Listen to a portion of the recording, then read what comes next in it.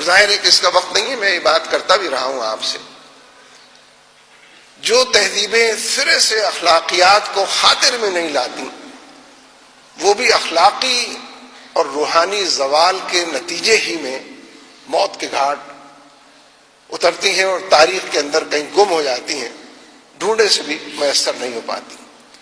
میں یہ عرض کر رہا تھا کہ جو اس وقت مارکہ خیر و شر پورے عالم کے اندر بپا ہے،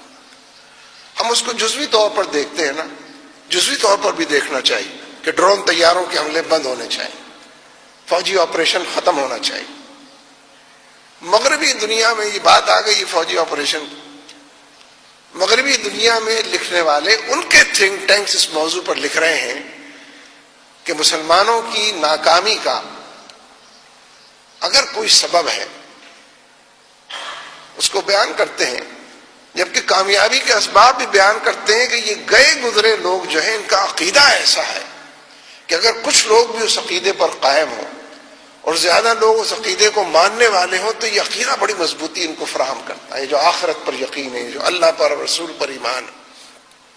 یہ جو ان کا اس سے مجموعی عقائد کے نتیجے میں جو تہذیب بنتی ہے وہ تہذیب اور تمدن ناقابل شکست تہذیب اور تمدن، یہ بھی بیان کرتے ہیں۔ لیکن آج کل جو تھنک ٹینکس لکھ رہے ہیں بالکل وہی بات لکھ رہے ہیں جو آپ مسلسل کہتے ہیں کہ جب کوئی قوم اور کوئی تہذیب اپنے ہی لوگوں کو قتل کرنے لگے اور ڈالروں کے عوض اعداد و شمار دے رہے ہیں کہ جو حسنی مبارک ہے 1.5 بلین ڈالرز اس کو ہر سال ملتے ہیں تاکہ یہ اپنی اپوزیشن میں بھی تقسیم کرے، ان کو بھی ہمنوا بنائے، اور اس کے بعد اگر غزہ کا محاصرہ کیا جاتا ہے تو وہ اسرائیل کی تائید کرے اور غزہ کی طرف، فلسطین کی طرف جانے والے سارے راستوں کو مسدود کرے، اس لیے کہ 1.5 بلین ڈالرز تو بہت بڑی رقم ہے جو ملتی۔ برائب ہو رہے ہیں سارے حکمران، ساری فوجیں برائب ہو رہی ہیں۔ پاکستان کے بارے میں بھی لکھ رہے ہیں کہ جو فوج اپنے ہی شہریوں کو قتل کر رہی ہے ان سے بھلا کیا توقع، اس لیے جب تک یہ سلسلہ جاری ہے مغربی تہذیب کو سمجھنا چاہیے کہ وہ برتر اور بالا تہذیب ہے۔ لیکن میں شاید ذرا آگے نکل گیا، میں یہ عرض کر رہا تھا کہ اس وقت جو مارکہ حق و باطل برپا اس کو سمجھنے کی ضرورت ہے۔ لندن کانفرنس کی تو سرے سے کوئی حاجت ہی نہ تھی، ضرورت ہی نہ تھی۔ 8-9 سال تم کو افغانستان میں ملے تھے، طالبان کی توئے بھی نظر نہیں آنا چاہیے تھا، سب کو فنا کے گھاٹ اتار دینا چاہیے، جتنے مخالفین تھے سب ریت کے ذرات کی طرح اڑ جاتے۔ لیکن 8-9 سال میں دنیا بھر کی فوجوں کو اور امریکیوں کو جب کوئی کامیابی اور فتح حاصل نہیں ہو سکی تو لندن کانفرنس منعقد کرنی پڑی کہ کوئی محفوظ راستہ نکلنے کا تلاش کی، نہیں ملے گا انشاءاللہ۔ یہ جو آپ نعرہ لگاتے ہیں،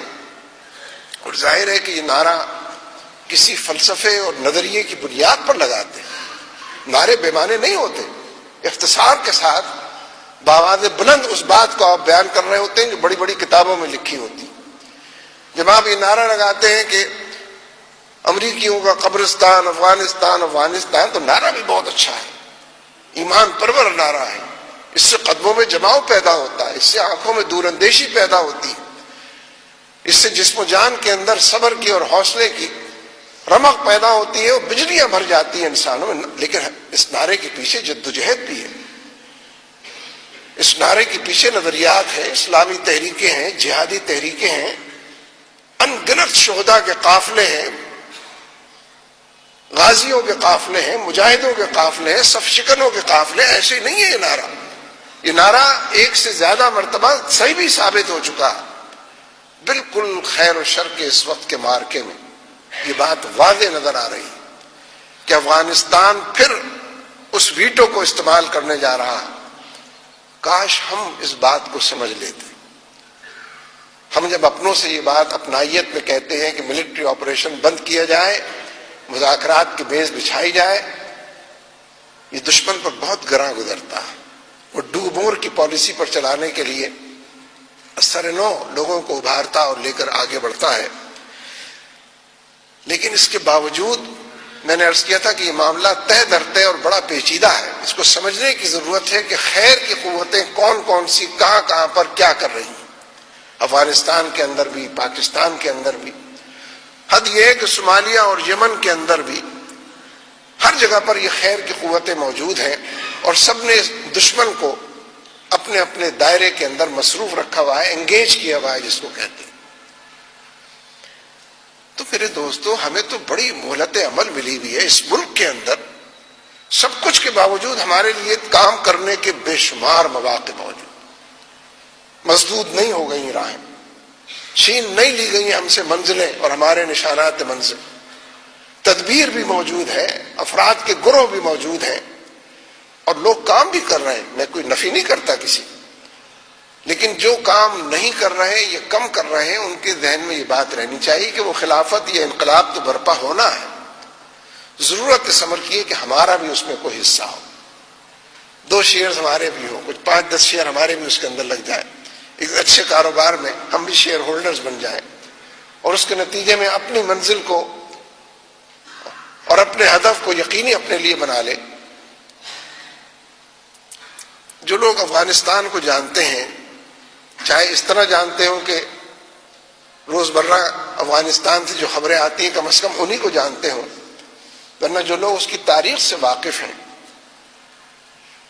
وہ اس بات سے بخوبی، بعض لوگوں نے اس کو ایک اور طریقے سے بیان کیا، میں 1-2 جملے میں عرض کرتا ہوں کہ امریکیوں کی وہاں پر ناکامی کا اصل سبب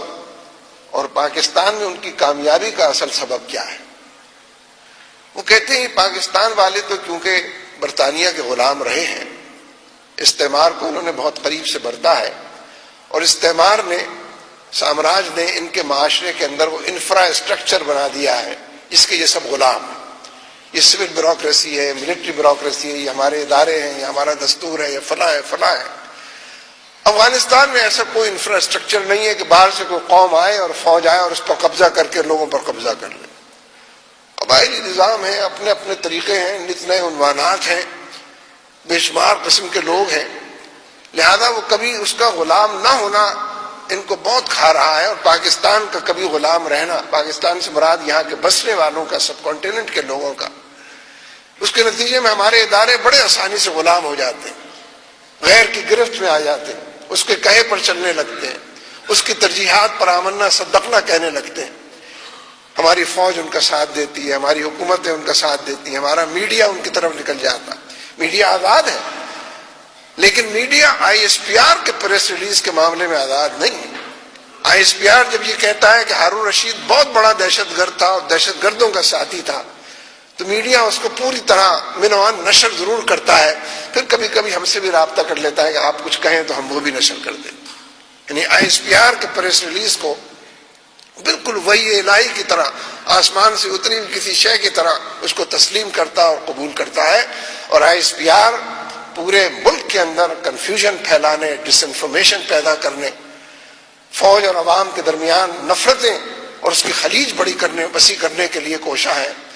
اس لیے یہ جو ہمارا انفراسٹرکچر ہے یہ تو سارا ساتھ دے رہا ہے غیروں کا۔ آپ نے دیکھا ہمیشہ جب ڈرون طیاروں کے حملے کی خبر آتی ہے تو اس میں جہاں اتفاق سے یہ کہہ دیتے ہیں کہ 5 بچے اور 5 خواتین اور 3 بزرگ مارے گئے، لیکن وہاں یہ بھی کہتے ہیں کہ 20 دہشت گرد بھی مارے گئے۔ کس کو پتا دہشت گرد مارے؟ کس نے دیکھا ہے دہشت گردوں کو مرتے ہوئے؟ ڈرون طیاروں کا حملہ وہاں ہوتا ہے، یہاں سارے لوگ وہی خبر دے رہے ہوتے ہیں کہ اتنے دہشت گرد مارے، اس لیے کہ یہ امریکی ترجیحات،